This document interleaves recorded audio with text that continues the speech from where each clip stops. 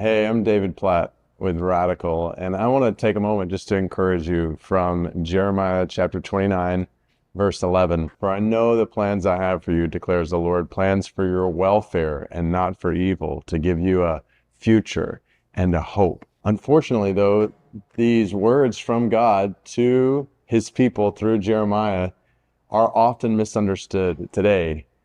This is a promise, not that God is going to keep you and me from suffering, or that when we walk through suffering, it's going to last for just a short period of time.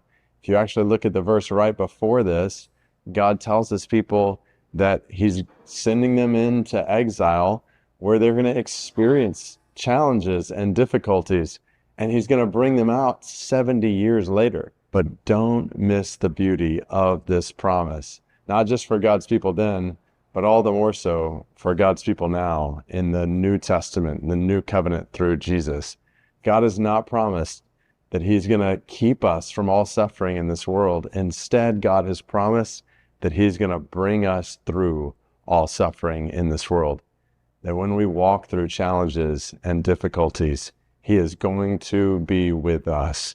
And he is going to give us the grace that we need to persevere all the way to the end. We know that there is coming a day when there will be no more suffering, no more sorrow, no more tears. God's going to wipe every tear from our eyes, and we're going to see him face to face, free from all sin and suffering and death. I can only imagine some of you who are listening to this right now are walking through really hard days.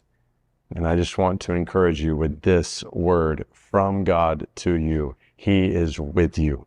He is for you, and he promises he will bring you through. Jesus has died on the cross for our sins. He's risen from the dead. He's conquered sin and death. And for all who trust in him, he will have the last word. And his promises to you will keep you all the way to the end as you hold fast to him.